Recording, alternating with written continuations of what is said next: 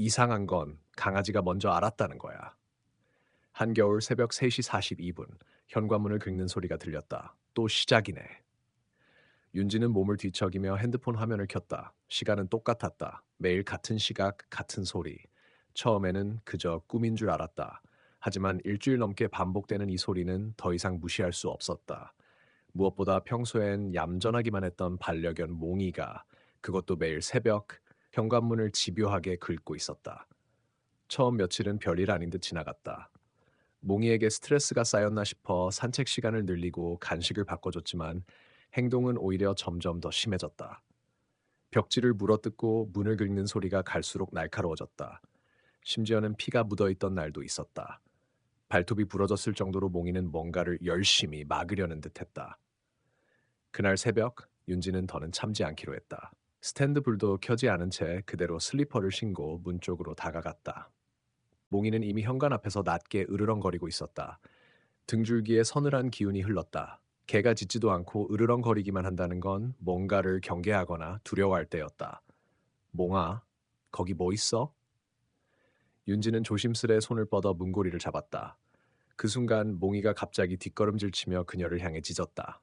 뭔가, 뭔가 문 너머에 있다는 걸 몽이는 말없이 알려주고 있었다. 그러나 그녀는 결국 문을 열었다. 그리고 그 광경에 그대로 얼어붙고 말았다.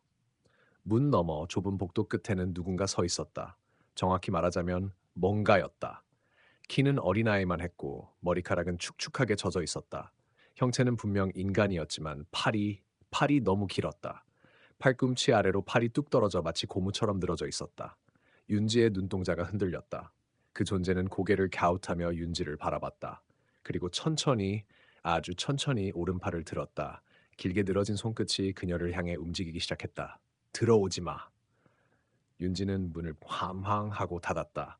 숨을 헐떡이며 현관문에 등을 기대고 주저앉았다. 심장은 터질 듯 뛰었고 온몸에는 식은땀이 흘렀다. 몽이는 계속 낮게 으르렁거리고 있었다. 이게 꿈이야? 그녀는 손바닥을 바라보았다. 차가운 금속 문고리를 쥐었던 손이 떨리고 있었다. 현실이었다. 분명히 현실이었다. 이튿날 윤지는 평소보다 더 일찍 퇴근해 아파트 복도에 설치된 CCTV를 확인하러 관리사무소를 찾았다. 새벽 3시 40분부터 4시까지 그녀가 겪은 것을 영상으로 다시 보는 것이 두려웠지만 뭔가 단서를 찾아야만 했다. 여기 4층 402호 복도 영상이요. 이상한 소리가 나서 확인 좀 하려고요. 직원이 다소 귀찮은 표정으로 마우스를 움직였다. 곧 작은 모니터 화면 속 복도가 나타났다. 아무도 없는 복도. 시간은 3시 42분. 여기입니다. 윤지는 숨을 죽이며 화면을 응시했다. 그리고 그 순간 화면 한쪽 어두운 그림자 같은 형체가 카메라에 스치듯 지나갔다. 너무 빠르고 희미해서 정지 화면으로도 확인이 어려웠다. 그러나 분명히 뭔가 있었다. 그거 보셨어요? 지금. 뭐요? 전 그냥 화면이 끊긴 줄. 직원은 무심하게 말했다. 하지만 윤지는 확실히 봤다. 그것은 분명 전날 밤 그녀의 문 앞에 있었던 그것이었다. 그날 밤 그녀는 몽이와 함께 거실에서 불을 켜고 잠들었다. 하지만 새벽이 되자 또다시 몽이는 문을 향해 짖기 시작했다. 그러나 이번엔 짖는 것만이 아니었다. 몽이는 현관을 보며 꼬리를 내린 채 바닥에 납작 엎드렸다.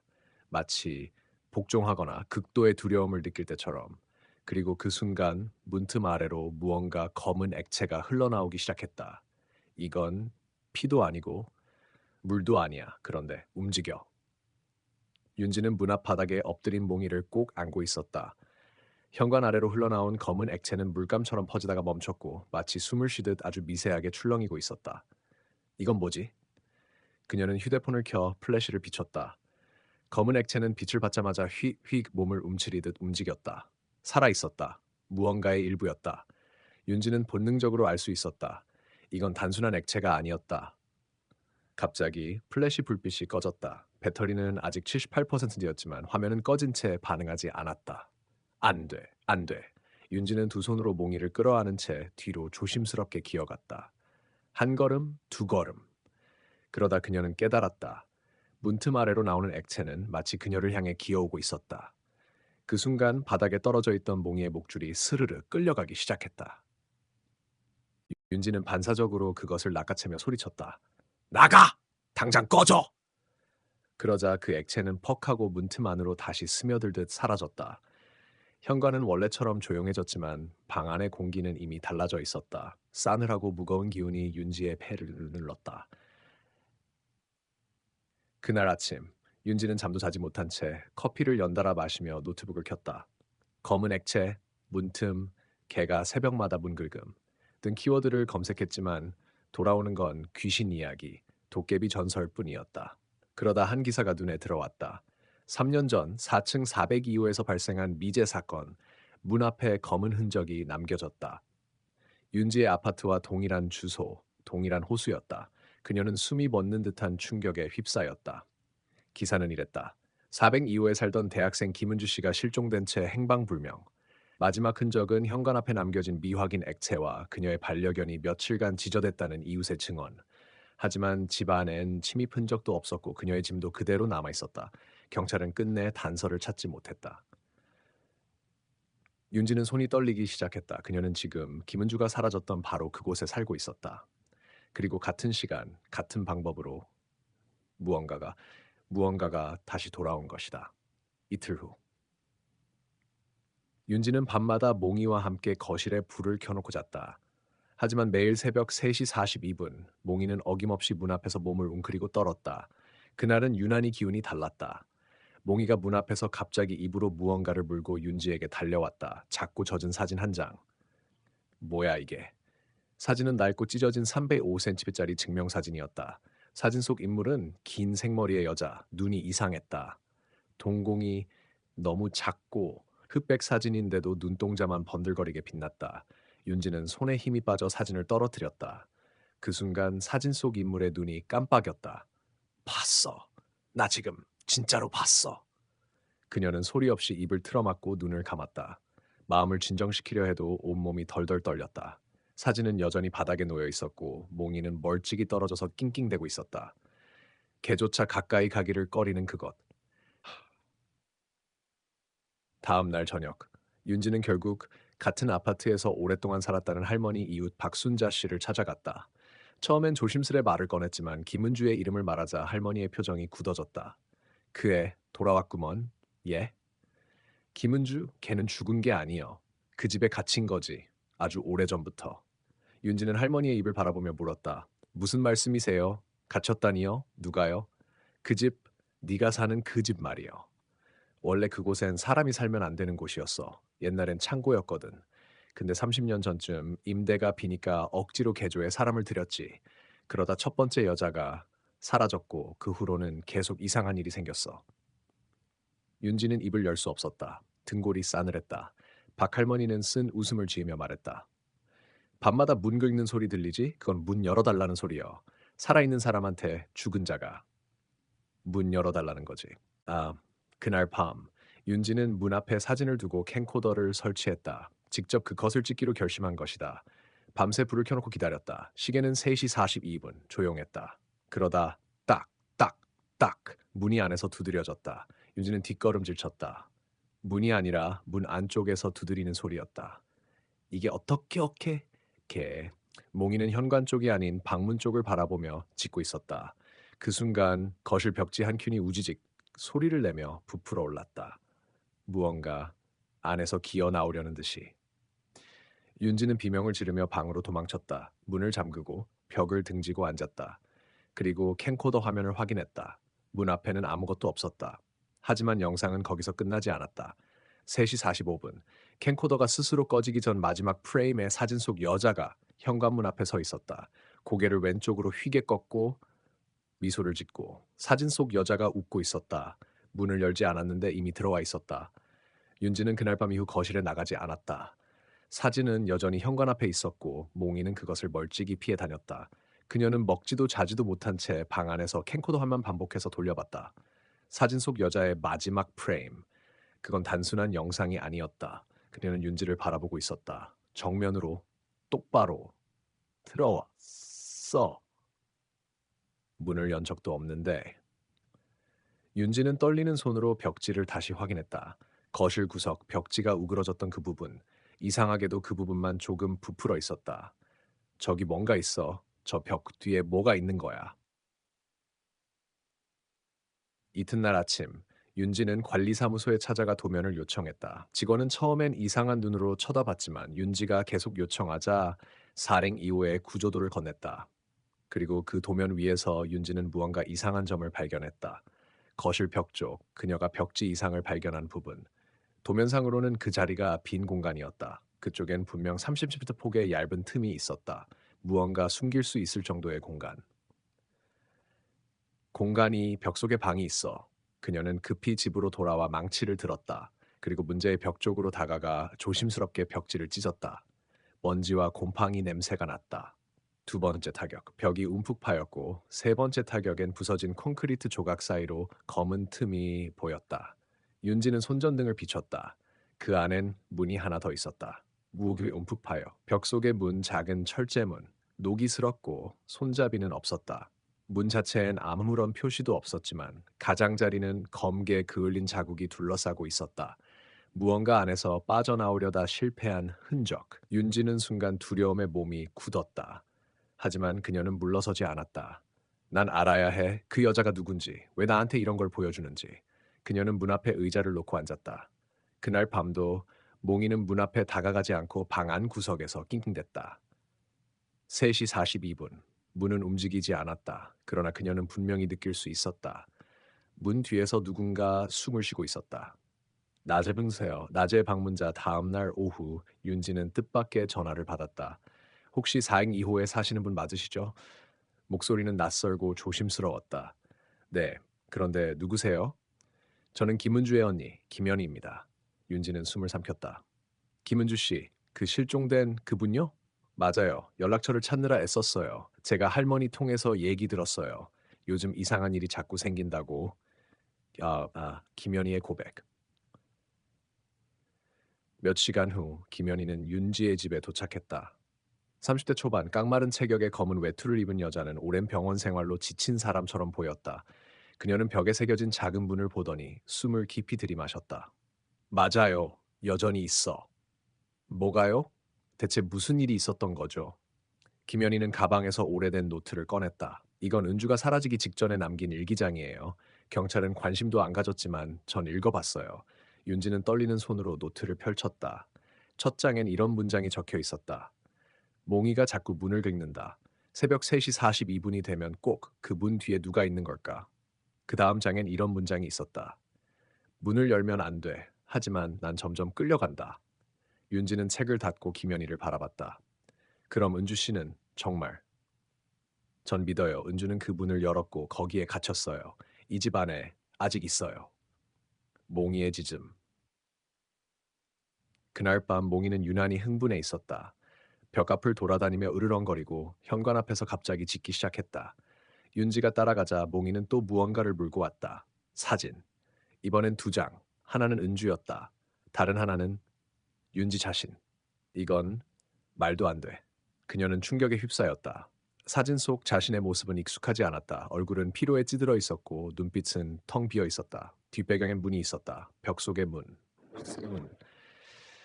벽 안에선에서 들려오는 소리. 새벽 3시 42분. 윤지는 벽 앞에 앉아 있었다. 이제 더는 피하지 않기로 했다. 그녀는 귀를 벽에 대고 조용히 숨을 죽였다. 속삭임. 분명히 들렸다. 아주 작고 낮게. 예, 들어와줘. 너무 추워. 윤지는 온몸에 소름이 돋았다. 그리고 마지막으로 노트북을 켜 영상 파일을 다시 확인했다. 캠코더에 찍힌 마지막 프레임을 정지시킨 뒤 화면을 확대했다. 사진 속 여자의 옷깃 아래 무언가가 보였다. 문자였다. 너도. 그 문장은 윤지의 귓가를 떠나지 않았다. 그 밤 이후 그녀는 더는 평범하게 잠들 수 없었다. 자신의 얼굴이 담긴 사진, 점점 선명해지는 속삭임, 그리고 벽 안에 무엇인가가 깨어나고 있었다. 은주의 일기. 은주의 일기. 마지막 장. 김연희가 준 일기장에는 찢긴 흔적이 있었다. 하지만 마지막 몇 장은 비교적 온전했다. 윤지는 떨리는 손으로 마지막 페이지를 읽었다. 오늘은 이상하게 낯익은 사람이 꿈에 나왔다. 나랑 같은 얼굴, 같은 표정. 그런데 그 사람은 내가 아니었다. 문 너머로 나를 보고 웃었다. 그 밑엔 이렇게 적혀 있었다. 그 문은 기억을 가져간다. 거울이 되기도 하고, 입이 되기도 하고, 나를 부른다. 그런데 이제 내 이름을 잊었다. 윤지는 그 글을 읽는 순간 자신의 머릿속에서 이름이 사라지는 기분을 느꼈다. 아주 잠깐이었지만 자신이 누구였는지를 잊어버린 것 같았다. 벽 너머의 공간 다음 날, 윤지는 결심했다. 벽 속의 철문을 열기로. 이번엔 김연희와 함께였다. 그녀는 철문 앞에서 검은 끈으로 묶인 작은 부적을 꺼냈다. 이건 은주가 사라지기 전 마지막으로 찾은 스님에게서 받은 거예요. 이 문 그냥 열면 안 돼요. 그녀는 벽에 그려진 낙서를 가리켰다. 잘 보이지 않았지만 철문 주위엔 누군가 긁어놓은 듯한 손톱 자국이 가득했다. 그 안에 들어간 사람은 두 번 다시 돌아오지 못했대요. 그 대신 그 안에서 다른 것이 나온대요. 윤지는 목을 삼켰다. 그래도 나는 가야 해요. 나도 점점 무너지고 있어요. 그 문이 나를 잡고 있어요. 윤지는 문이 열린 순간 밤 3시 42분. 그 시간은 이제 시계처럼 정확하게 모든 이상 현상이 시작되는 순간이었다. 그 시간 윤지는 망치로 철문 가장자리를 부뒀다. 그리고 오래된 손잡이를 잡고 천천히 밀었다. 문은 삐걱이며 열렸다. 문틈에서 스멀스멀 냉기와 함께 붉은 빛이 흘러나왔다. 그리고 그 안엔 계단이 있었다. 벽 속에 숨겨진 좁은 나선형 계단. 곰팡이 냄새, 오래된 먼지, 그리고 기억나지 않는 공포의 감각. 첫 번째 환영. 윤지가 한 발짝 계단 아래로 내려갔을 때 김연희는 벽 앞에 남아 부적을 들고 중얼거렸다. 그 순간 윤지 앞에 누가 나타났다. 엄마? 그건 10살 때 세상을 떠난 자신의 어머니였다. 그 모습 그대로 부엌 앞에서 웃으며 서 있었다. 너무 말랐구나 우리 딸. 밥 좀 먹어야지. 윤지는 울컥했다. 엄마, 진짜야? 하지만 눈을 깜빡이는 순간 어머니의 입이 귀까지 찢어졌고 얼굴은 일그러지며 속삭였다. 너도 여기서 살아야 해, 우리처럼. 소리 없는 방 계단을 다 내려오자 그곳은 작은 방이었다. 벽에는 수십 장의 사진이 걸려 있었다. 사진 속 인물들 모두 같은 배경, 윤지의 집, 402호, 그리고 그들 중 절반은 눈이 없었다. 이 사람들 누구지? 방 한가운데엔 낡은 테이블, 그 위엔 은주의 휴대폰이 놓여 있었다. 그녀는 떨리는 손으로 전원을 켰다. 기적처럼 작동했다. 갤러리를 열자 마지막 사진이 하나 있었다. 윤지의 얼굴. 그러나 그 배경은 방금 윤지가 내려온 이 방이었다. 그리고 사진 오른쪽 구석에는 윤지의 뒷모습이 또 하나 있었다. 중첩되는 자아, 윤지는 어지러움을 느꼈다. 방이 돌기 시작했고 누군가의 속삭임이 귓가에 울렸다. 이미 넌 이 안에 있어. 밖에 있는 너는 껍데기야. 그녀는 눈을 감았다. 머릿속에서 수십 개의 목소리가 동시에 울려 퍼졌다. 윤지야, 들어와. 너는 누구지? 이건 꿈이 아니야. 기억해. 처음 문을 연 그 순간을. 그리고 갑자기 방 안의 벽이 움직이기 시작했다. 사진들이 떨어졌고 바닥이 진동했고 윤지는 균형을 잃고 쓰러졌다. 눈앞엔 문이 또 하나 있었다. 그러나 이번엔 문 위에 뚜렷이 이름이 적혀 있었다. 김윤지. 김윤지. 김연희의 절규. 위쪽 벽 앞에서 김희는 부적을 꼭 쥔 채 중얼거렸다. 제발, 은주야, 윤지까지 데려가지 마. 그녀는 문을 발로 차고 손톱이 벗겨지도록 두드렸다. 윤지, 윤지야, 거기 있니? 그러다 갑자기 문 안쪽에서 여자의 목소리가 들렸다. 언니, 도와줘. 하지만 그 목소리는 은주가 아니라 분명히 윤지의 목소리였다. 너는 지금 누구지? 방한현이. 이름이 사라진 밤 벽 안의 어둠이 윤지를 삼킨 지 몇 분, 몇 시간 흘렀는지도 알 수 없다. 그녀는 여전히 그 방 안에 있었다. 김윤지라는 이름이 적힌 문 앞에서 손을 뻗었지만 문은 열리지 않았다. 대신 그녀 뒤에서 또 하나의 목소리가 들렸다. 그 이름은 내 것이 아니야. 돌아보자. 그곳엔 또 다른 자신이 서 있었다. 똑같은 얼굴, 똑같은 옷. 하지만 눈빛만은 달랐다. 그 존재는 웃으며 말했다. 나는 너보다 먼저 이 문을 열었어. 지금껏 기다렸지. 누가 날 대신해 줄지. 중첩되는 현실. 그 순간 벽이 다시 뒤틀리며 세상이 갈라지듯 금이 가기 시작했다. 관. 현실의 삶 이후 김연희는 벽 너머로 윤지의 목소리를 들었다. 살려줘. 나 여기 있어? 그녀는 더는 참을 수 없었다. 절대 열지 말라고 했던 벽 속 철문을 망치로 부수기 시작했다. 눈물로 번지는 시야 속에서도 그녀는 멈추지 않았다. 윤지야, 버텨. 내가 데리러 갈게. 그러나 그녀가 문을 거의 열었을 때 안쪽에서 또 하나의 윤지가 나타났다. 언니, 김연희는 멈칫했다. 그 윤지는 미소 짓고 있었지만 눈동자가 없었다. 문 너머의 기록. 윤지는 안쪽에서 서랍 하나를 발견했다. 그 안에는 오래된 VHS 테이프들과 사진들, 그리고 기억 재현 장치라 적힌 이상한 장치가 있었다. 테이프 하나를 기계에 넣자 화면 속에 자신이 있었다. 2023년 11월 7일, 나는 이 문을 열었다. 누군가 나를 따라왔다. 내가 벽 안으로 들어온 게 아니라 벽이 내 안으로 들어왔다. 그녀는 무릎을 꿇었다. 무슨 말이야? 그 순간 다시 그 또 다른 윤지가 나타났다. 너는 기억을 가진 껍데기일 뿐이야. 진짜 너는 오래전에 여기 남았어. 정체가 무너진다. 윤지는 서서히 자신이 누구인지조차 혼란스러워졌다.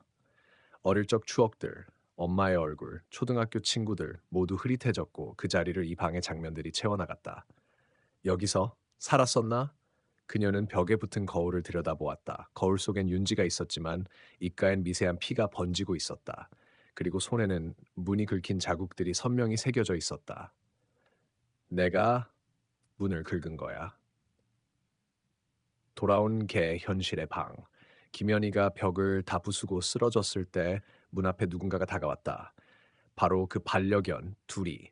두리는 낮게 으르렁거리며 벽을 향해 다시 긁기 시작했다. 그러다 갑자기 멈췄다. 두리의 이빨 사이엔 무언가가 물려 있었다. 사진. 그리고 그 사진 속엔 윤지와 김연희가 함께 웃고 있었다. 하지만 사진 뒷면에는 낯선 글씨체로 이렇게 쓰여 있었다. 이제 그녀는 네가 아니야. 선택의 문 벽 속 윤지 앞에 두 개의 문이 생겨났다. 하나는 기억으로 나가기, 하나는 잊고 남기. 뒤에서 들리는 속삭임. 돌아가고 싶으면 네가 누구였는지 말해봐. 윤지는 머릿속을 쥐어짜냈다.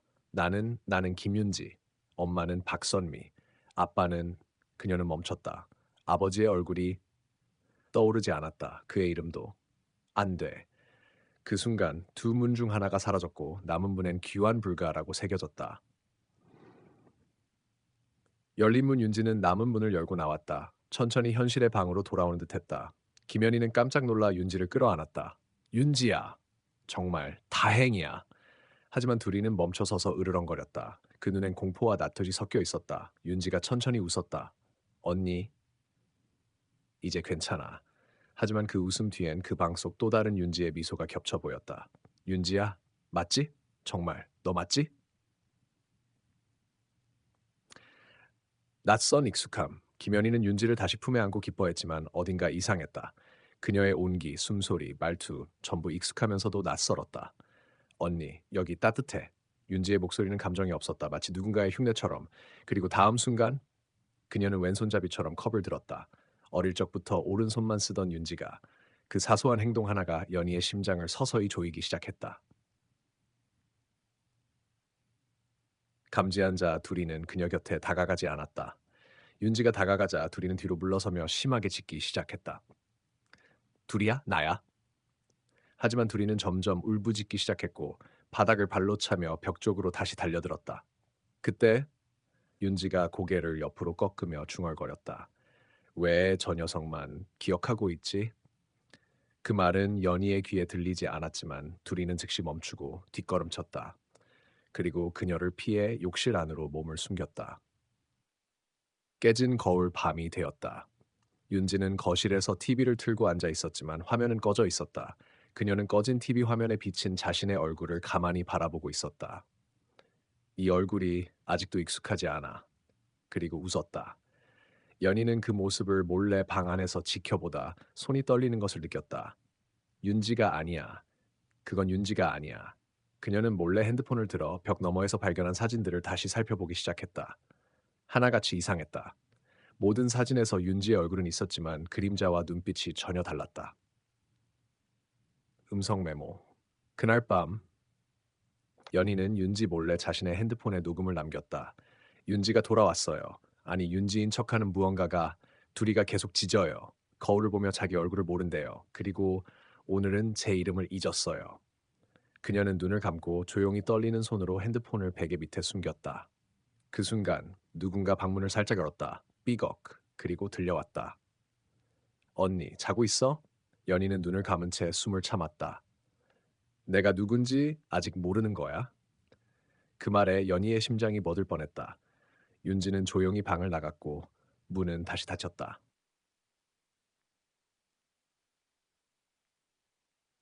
진짜 윤지의 흔적. 다음 날 연희는 직장에도 나가지 않고 건물 관리사무소로 향했다. 그곳에서 건물의 오래된 구조도를 요청했고 벽 뒤에 있었던 방의 위치를 확인하려 했다. 하지만 직원은 이렇게 말했다. 402호엔 그런 벽 공간이 없어요. 그런 구조 자체가 존재하지 않아요. 연희는 말없이 도면을 받아 들여다보다 한 구석에 조그맣게 써진 글자를 발견했다. 폐쇄구역, 접근 금지, 1988년 사고 이후. 그녀는 그 글씨를 가리켰다. 이게 뭐예요? 직원은 얼굴을 굳히며 대답을 피했다. 그건 그냥 오래된 오기일 거예요. 또 다른 목소리. 그날 밤 연희는 윤지 몰래 거실 CCTV를 설치했다. 그녀가 잠든 척하는 사이 윤지는 방 안을 걸으며 혼잣말을 했다. 하지만 그 목소리는 윤지의 목소리가 아니었다. 이 육체는 한계가 있다. 감정에 물들면 틈이 생긴다. 이 기억들 너무 끈적하고 불쾌해. 그리고는 벽 쪽을 향해 속삭였다. 조금만 더. 이 방도 곧 열릴 테니까. 두 번째 벽 며칠 뒤 윤지는 집안 벽 한쪽을 유심히 바라보다가 갑자기 손톱으로 긁기 시작했다. 쓱, 쓱. 그곳은 아무 이상 없어 보였지만 조금씩 석고가 갈라지고 있었다. 그 아래에 또 하나의 문이 드러났다. 이번엔 검붉은 색의 문이었다. 손잡이엔 자물쇠 대신 사람의 손 모양이 조각되어 있었다. 그리고 그 문 너머에서 낯선 여성의 울음소리가 들렸다. 나 좀 꺼내줘, 윤지야. 의심이 진실이 되는 순간 연희는 그날 밤 윤지의 핸드폰을 몰래 열어보았다. 갤러리엔 아무 사진도 없었다. 하지만 녹음 파일에 하나의 파일이 남아 있었다.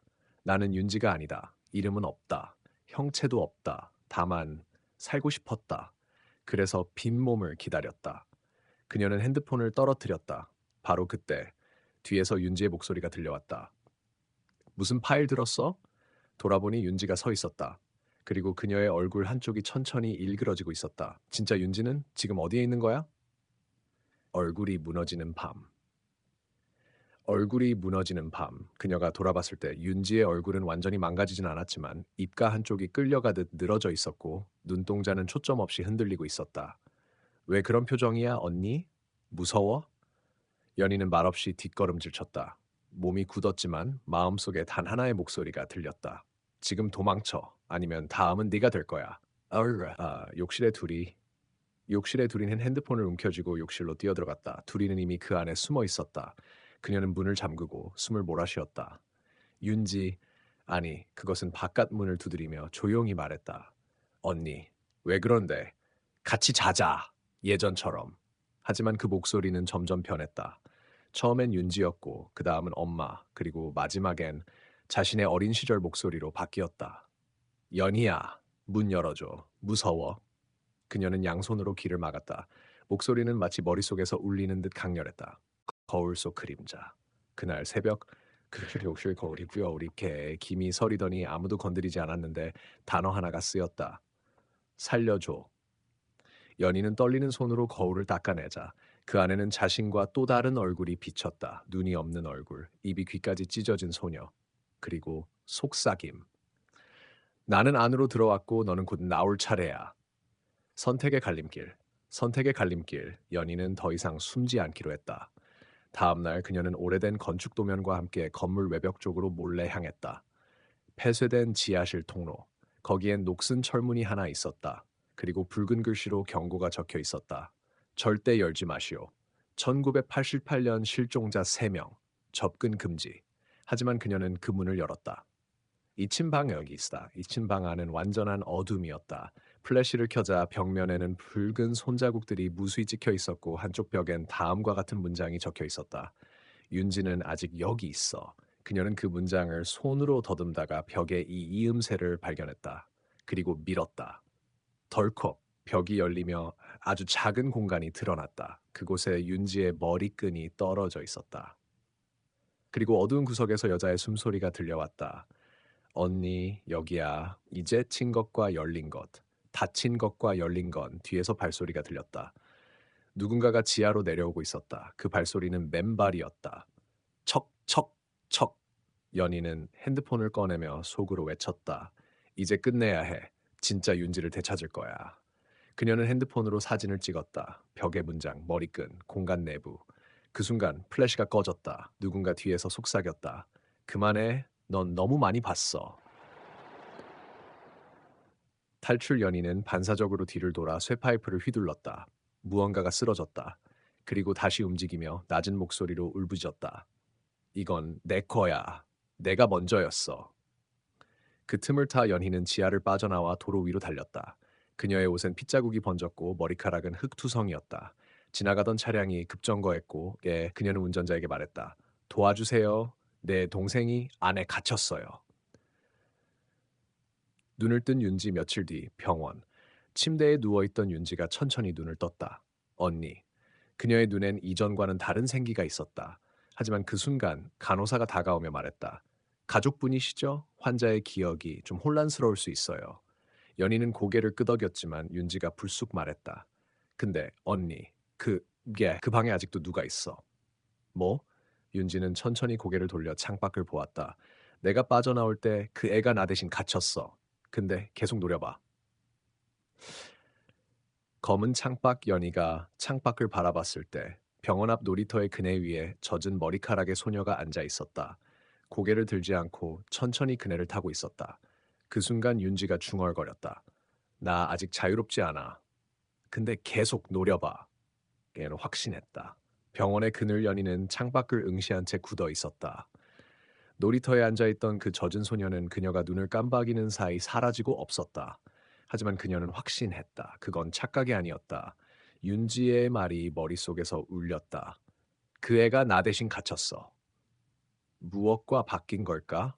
누구와? 기억의 조각. 윤지는 병실에서 잔잔한 듯 보였지만 밤이 되자 이상한 말들을 내뱉기 시작했다. 내 안에 누가 속삭여. 계속 돌아가자고 해. 그 방으로. 연희는 조심스럽게 물었다. 윤지야, 기억나? 그날 밤 네가 어디 있었는지? 윤지는 잠시 멈칫하다 고개를 저었다. 아무것도 기억 안 나. 그런데 가끔 꿈을 꿔. 검은 방, 물에 젖은 손, 그리고 나를 대신해 문을 열었던 누군가. 조사 시작. 연희는 더 이상 기다릴 수 없었다. 그녀는 오래된 건물 기록을 뒤지기 위해 시청의 기록 보관소를 찾았다. 거기서 1988년 실종 사건과 관련된 신문 기사 하나를 발견했다. 현장 구조물 내부의 아이들의 낙서 발견, 실종된 3명 중 1명은 마지막까지 구조 요청한 흔적, 기사 옆에 작게 실린 스케치엔 익숙한 그림이 있었다. 눈 없는 소녀, 그리고 아래엔 손으로 쓴 듯한 문장. 나는 나갈 수 없었다. 아무도 없었지만 뒤따라오는 발자국. 그날 밤 연희는 집으로 돌아오는 길에 누군가가 자신을 따라오고 있다는 강한 느낌을 받았다. 뒤돌아봐도 아무도 없었지만 가로등 불빛 사이사이로 맨발의 자국이 젖은 듯 찍혀 있었다. 그녀는 숨을 몰아쉬며 집으로 뛰었다. 현관문을 닫는 순간 문 너머에서 조용한 속삭임이 들렸다. 넌 누구 대신 살아있잖아. 또 하나의 윤지. 또 하나의 윤지. 며칠 뒤 윤지는 퇴원했다. 겉보기엔 이전처럼 웃었고 둘이와도 잘 어울렸다. 하지만 어느 날 밤 연희는 윤지의 방에서 이상한 소리를 들었다. 긁는 소리. 그녀가 조용히 문을 열자 윤지는 벽을 향해 무언가를 속삭이고 있었다. 그렇게 하면 열려 벽 뒤에 다시 들어갈 수 있어. 연희가 이름을 부르자 윤지는 천천히 돌아보며 말했다. 언니, 그 애가 돌아오려고 해. 사진 속 그림자 여인은 며칠 전 자신이 찍은 사진들을 확인했다. 지하실에서 찍었던 그 사진 중 하나에 이상한 것이 보였다. 붉은 그림자 하나가 카메라 렌즈를 똑바로 응시하고 있었다. 그림자의 형태는 누군가 엎드린 채 기어오는 모습이었다. 그녀는 한 장 한 장 확대하며 살폈다. 그리고 마지막 사진에서 그림자가 자신의 뒷모습을 바라보고 있는 걸 발견했다. 이건 찍힌 게 아니라 누가 날 본 거야. 윤지의 고백. 다음날 새벽, 윤지는 연희의 방으로 들어와 말없이 이불 속에 들어왔다. 무서워, 언니. 연희가 다정하게 등을 토닥이자 윤지는 낮은 목소리로 말했다. 나? 사실 기억나. 그 방에서 나왔을 때 그 애가 날 안아줬어. 그러고는 말했어. 이제부터 네가 날 대신 살아줘. 캥 결계가 깨어지는 소리 그날 밤. 둘이가 또다시 문을 긁기 시작했다. 더 거세게, 더 절박하게. 그리고 마침내 문이 열렸다. 집안엔 심한 악취와 함께 정체불명의 검은 안개가 스며들었다. 윤지가 그 앞에 섰다. 왔네. 그리고 문 밖을 향해 손을 뻗었다. 이젠 너 차례야. 너는 누구야? 미러링 연희가 윤지의 손을 붙잡았을 때 무언가가 그녀의 몸을 덮쳐왔다. 눈앞이 까매졌고 귀에 낮은 소음이 들렸다. 너는 누구야? 왜 살아있어? 그녀는 눈을 뜨자 거울 속의 방에 있었다. 거기엔 또 다른 자신이 윤지와 함께 웃고 있었다. 그리고 속삭였다. 여기 원래 너 자리야. 넌 이미 거기에 들어갔어. 지금 여긴 진짜가 아니야. 낯선 방 연희는 서늘한 공기에 깨어났다. 눈을 뜨자 천장에는 누군가 손톱으로 긁은 자국들이 마치 무늬처럼 뒤덮여 있었다. 침대는 자신의 것과 비슷했지만 어딘가 달랐다. 벽지의 무늬가 흐릿하고 시계는 초침이 거꾸로 돌고 있었다. 방 안엔 거울이 하나 있었다. 그 거울 속엔 자신이 있었다. 하지만 눈빛이 달랐다. 거울 속 연희는 웃지 않았다. 입가에 미묘한 비틀림이 있었고 그녀를 바라보는 눈은 마치 오래전부터 알고 있던 것처럼 너무 익숙했다. 교환. 이제야 왔네. 거울 속 연희가 입을 열었다. 나는 항상 기다렸어. 너 대신 이곳에 있어준 걸 잊은 거야? 현실 속 연희는 혼란스러웠다. 넌 누구야? 나? 너지. 너의 그림자, 너의 잊힌 감정, 그리고 버려진 진실. 여긴 우리가 갈라졌던 장소야. 다시 하나가 되어야 할 시간이야. 돌아갈 수 있을까 연희는 방을 나서려 했다. 하지만 문은 열리지 않았다. 손잡이를 돌릴수록 문 위에 손톱 자국이 퍼져나갔다. 그녀는 창문을 열었지만 밖엔 아무것도 없었다.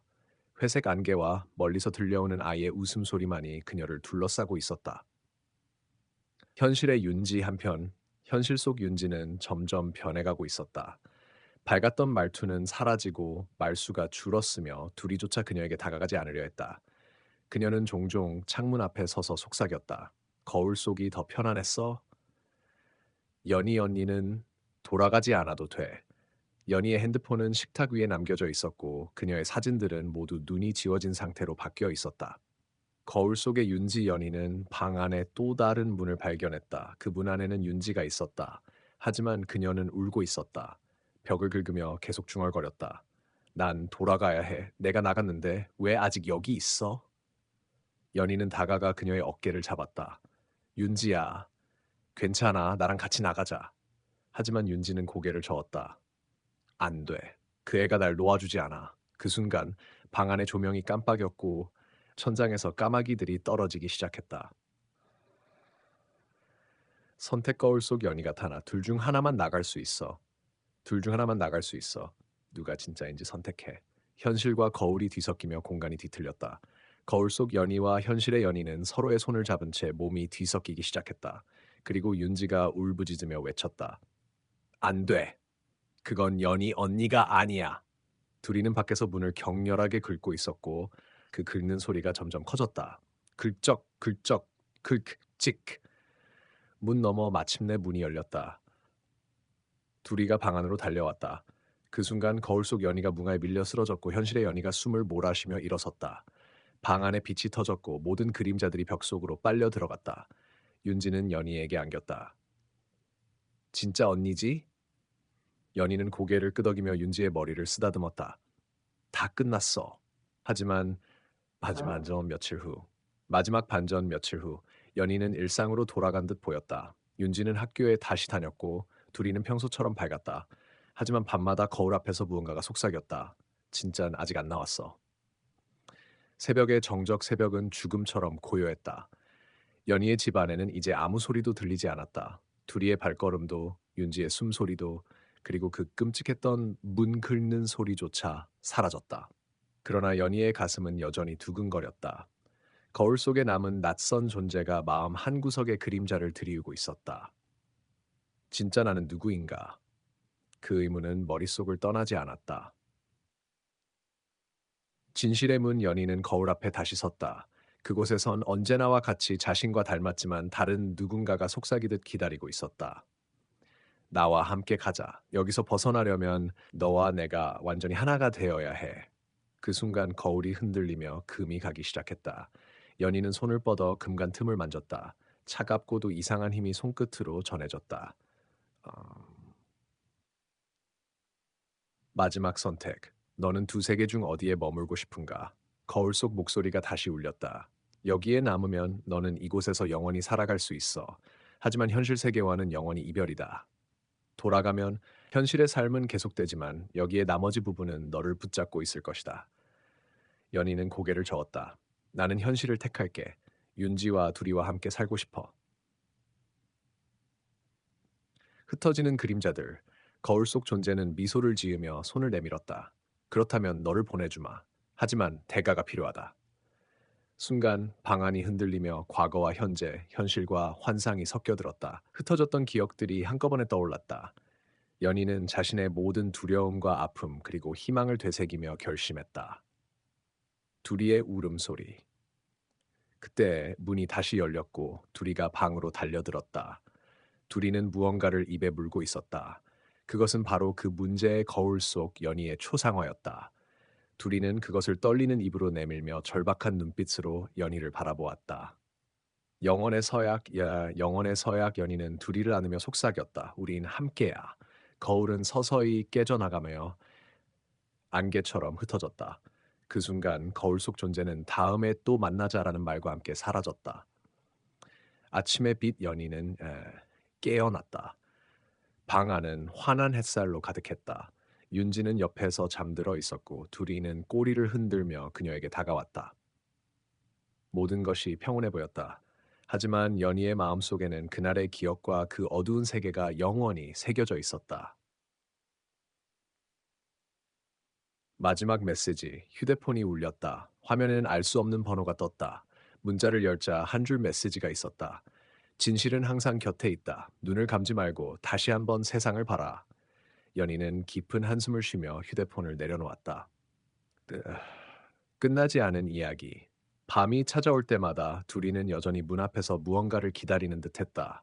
그리고 그 눈빛 속에는 아직 밝히지 못한 비밀이 담겨 있었다. 에필로그. 에필로그 이야기는 단순한 공포가 아니다. 우리 곁에 존재하는 보이지 않는 세계와 그곳과 연결된 영혼들의 흔적이다. 반려동물들이 느끼는 세상은 때때로 우리가 상상하는 것보다 훨씬 깊고 복잡하다. 당신은 지금 그 문을 열 준비가 되었는가?